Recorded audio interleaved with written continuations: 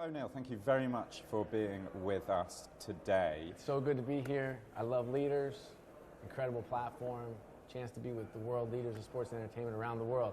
New York, London, China, anywhere leaders around the world are in sports, that's where I'd like to be. Very good. Hyped up and ready to go today.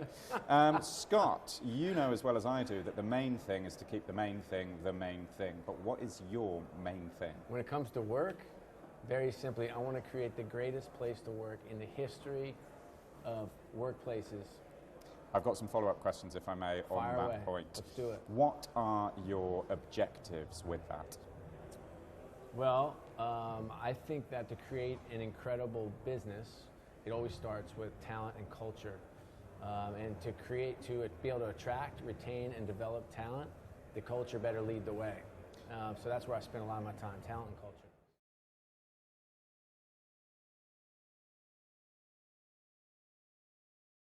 Well, I think when you set out to create the greatest place on earth to work, that's a pretty lofty goal. I can tell you that I put the talent that we've been able to assemble up against any company in the world.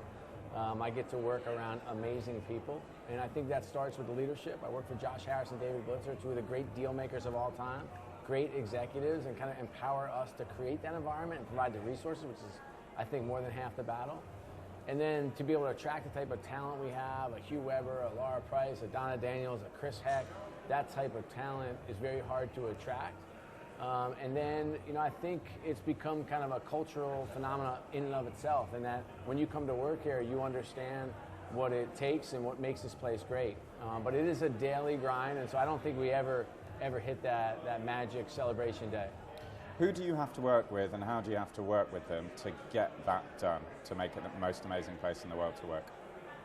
Well, it's often said that culture doesn't start at the top, and so every day when you start, when you come into the office, whether you're an assistant or a newly minted sales rep or a vice president of sales, you have to make that decision that today I'm going to make a difference. I'm going to make this place a little bit better.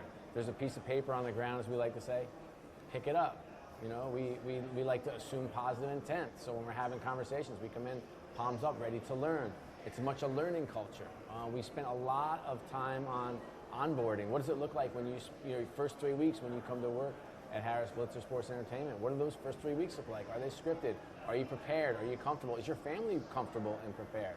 And how we get you indoctrinated into the culture and the place is very important. Diversity is critically important. So we have a huge diversity initiative, and so we have a very diverse workforce, and that starts obviously by the way we look and what we actually believe internally, but also diversity of thought. And so we do not. This is not kind of one size fits all culture. We believe in service. So when you come to work here, you pledge 76 hours of service to the community. We shut down the office once a month. And are you willing to give up some of your life and go help where we live, in our neighborhoods, where we live, work, and play? And so all these kind of things are kind of a culmination of things we focus on, but it always starts with the two cores, talent and culture. Scott, you talk a lot in the first person plural because you're a great leader. You talk in terms of we, not I, but I want you to talk in the first person singular now. What do you personally do day to day to make a difference? Sure. The word I makes me a little uncomfortable because you can refer to yourself in the third person if you want. Right, that'd be even worse, I guess.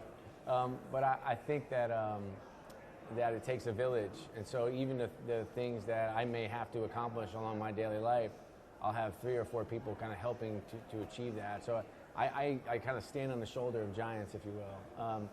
But for me, where I should spend my time, I like to allocate my time a third on kind of new business, like how are we growing HBSE, a third on kind of our existing business, our existing clients, are things going well, and a third on talent and culture. And if I can keep my focus on the people and the talent and this place, I think it'll make a meaningful difference. But at this point in my career, a lot of my time is spent on kind of the overarching strategy. Although some of my executives will tell you I have my hands a little bit deeper than that. But that's where I like to spend my time. Over the course of this process, and you talk a lot about processes of the 76s, you've got to trust it. I wonder if there's a Chinese phrase for that, but we'll get to that later. 加油, tiqi liu ren. Oh, yes, please trust the process. Right, okay. I'm picking up a little Mandarin here and there. Some Cantonese. That actually sounded Cantonese to me. It's a little Cantonese. Over the course of this internal process to create the greatest working culture, the greatest place to work, what do you believe that you've learned? Oh, good question. Boy, I've learned that sometimes an interview does not reveal the actual, and some to the positive and some to the negative. I've learned that when people are referring people they know, the good news about that is it's more likely that the person better reflects what your expectations are, but also the negative side of that is it's less likely to be a diverse candidate, because we oftentimes recommend people that look like us and sound like us and come from where we come from. I've learned that it is a daily grind and a process and a commitment, and it doesn't start or stop anywhere. It's kind of it has to be a village deciding to make it that way. And I've also learned that you can't move on quickly enough when things go south. We all make mistakes in hiring. And I say to people when they happen to be moving on to exploring other opportunities, I always say, look, you were smart when we hired you. You were incredible when we hired you. Your background's incredible. And there might not have been a fit here.